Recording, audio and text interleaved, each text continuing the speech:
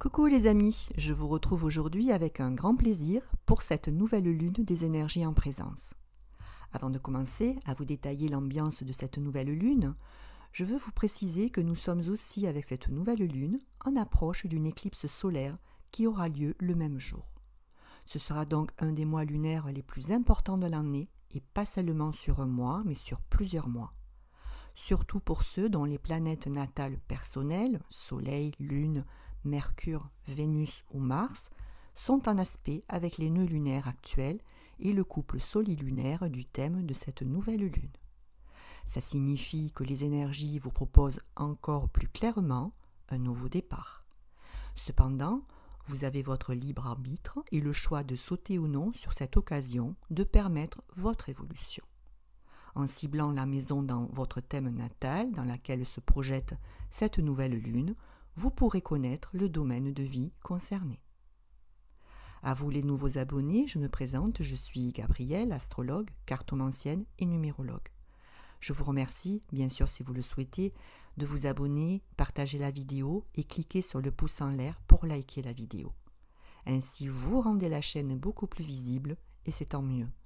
Vous participez ainsi à la valorisation de mon travail, ce qui bien évidemment booste mon envie de vous satisfaire. La nouvelle lune du 14 octobre 2023 aura lieu à 17h55 heure de Greenwich. Elle se loge à 21,08 °, du signe de la Balance, un signe cardinal qui entame une nouvelle saison et qui donne donc l'opportunité d'un nouveau départ. Nous sommes plus enclins à nous tourner vers l'ouverture aux autres et par conséquent à faire des rencontres, à nous lier. Ça tombe bien, car à ce degré, les symboles sabiens nous proposent le contact avec la Mère et plus généralement Mère Nature, avec à nos côtés des personnes qui participent à une communion, une unité. L'unité, c'est une valeur qui revient sans cesse actuellement dans la lecture des thèmes astraux. C'est fondamental, une des clés à notre avancée. Alors bien sûr, si vous n'avez pas la mer près de chez vous, ce peut être un lac, un étang, une rivière, un fleuve, à vous d'adapter à votre situation. C'est aussi le signe de la conciliation. Je vous en avais parlé lors de la dernière vidéo.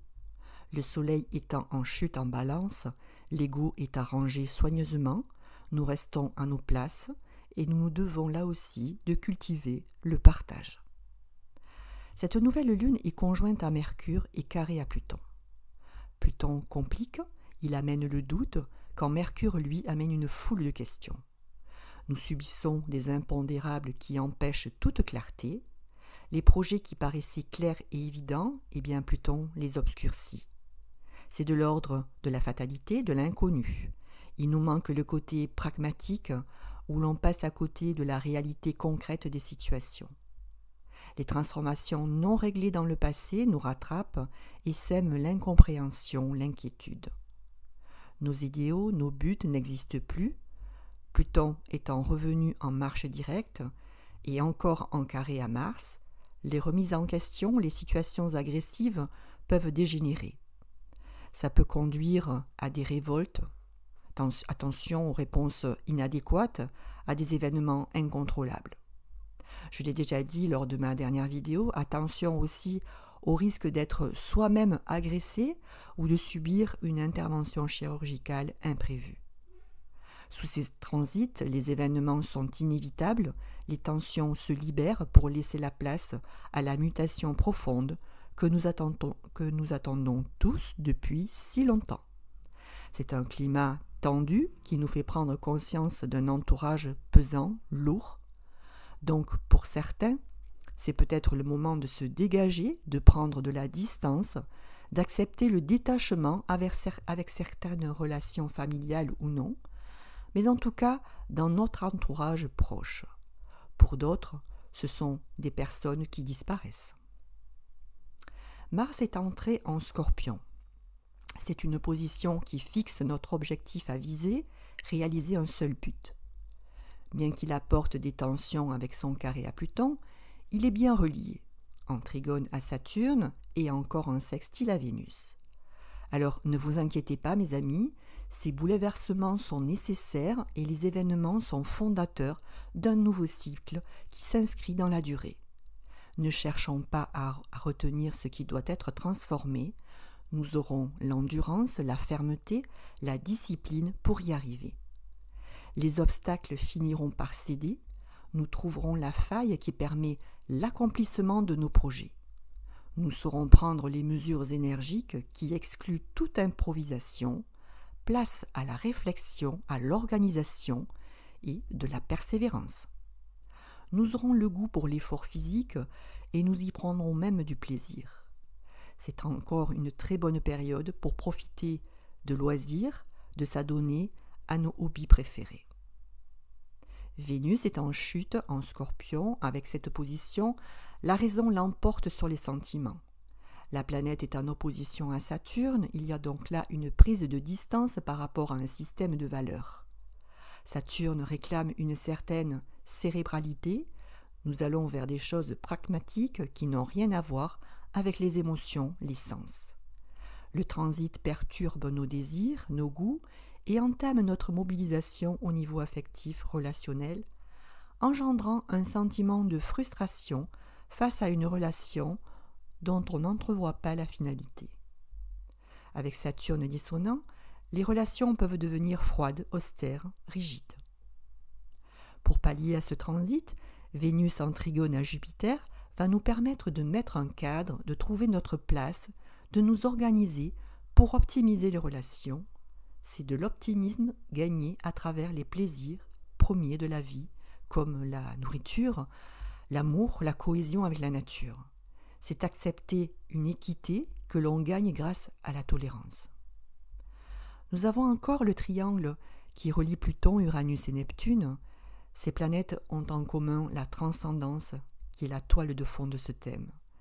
Elles nous offrent la possibilité de faire abstraction de tous les événements qui pourraient saper notre morale. Alors détachons-nous de ces faux problèmes, bien souvent mineurs. En conclusion, un mois lunaire qui voit s'accentuer et s'accélérer la destruction de nos anciens schémas. Malgré tout, nous sommes ralentis dans nos projets, nous manquons de vitalité, mais c'est voulu pour éviter les faux pas, les mauvais choix, plus particulièrement dans nos foyers avec notre famille. Le passé doit être purgé avant toute nouvelle création. Pour cela, nous sommes accompagnés par les forces à exploiter présentes dans ce thème qui doivent être développées, c'est-à-dire, premièrement, la volonté, le courage et l'ambition. Deuxièmement, l'esprit de vérité, la lucidité, les intuitions dans les moments de blocage. Troisièmement, le rapprochement entre les êtres, les liens affectifs et l'harmonie qui en découle. Quatrièmement, la logique, l'organisation et la résistance pour une structuration pérenne. Tout un programme qui nous mènera au printemps prochain vers un renouveau. Il y a pour l'instant un climat agressif, dangereux peut-être dans certains cas. La rébellion se manifeste car nous refusons à présent les contraintes et manifestons notre indépendance. Les signes concernés par les énergies de cette nouvelle lune seront les balances fin du 2e décan, début du 3e décan, les capricornes de fin de signe, les scorpions 1er décan, les premiers décans de la Vierge et des Poissons, et dans une moindre mesure les taureaux 2e et 3e décan. Pour les autres signes, comme d'habitude, vous pouvez voir dans votre thème natal dans quelle maison se loge cette nouvelle lune et ainsi trouver le domaine concerné. En numérologie, lorsqu'on ajoute tous les chiffres pour le 14 octobre 2023, soit 1 plus 4 plus 1 plus 2 plus 2 plus 3, on obtient 13 et 4 en résultat final. Le 13, là encore, décidément, nous parle de transformation. Nous nous débarrassons du superflu, de ce qui ne nous sert plus, en faisant table rase, pour certains, du passé. Le but, c'est de recommencer une vie nouvelle. Sous cette vibration, beaucoup de remises en question, de déplacements, de voyages. Tout ça pour arriver au 4 qui représente l'ordre, l'organisation. C'est encore une vibration qui invite à user de méthodes dans cette nouvelle structuration. Bien sûr, ça manque de fun, mais c'est efficace. Et puis, il y a le besoin d'une reprise des valeurs traditionnelles, avec le retour nécessaire à une famille soudée, à une mise en avant du terroir. Nous bâtissons avec ce 4, certes, c'est laborieux, ça demande de l'endurance, mais ça mène aux honneurs, pour peu que nous attelions à nos tâches. Mes amis, je vous remercie de m'avoir écouté jusque-là. Avant de me quitter, je vous propose de vous abonner, de cliquer sur le pouce en l'air et de partager la vidéo si vous avez aimé mon analyse. J'ai toujours autant besoin de vous pour faire grandir la chaîne, alors un grand merci à vous tous. Je vous retrouve dans une quinzaine de jours pour l'étude de la pleine lune du 28 octobre 2023. Vous pouvez en attendant, si vous le souhaitez, me contacter par mail avenir-et-symbole@orange.fr pour participer à me partager vos impressions. Je vous réponds dès que je le peux. Je vous souhaite en attendant une magnifique quinzaine, tout en harmonie et en résilience. Bises à toutes et à tous, prenez soin de vous et à bientôt.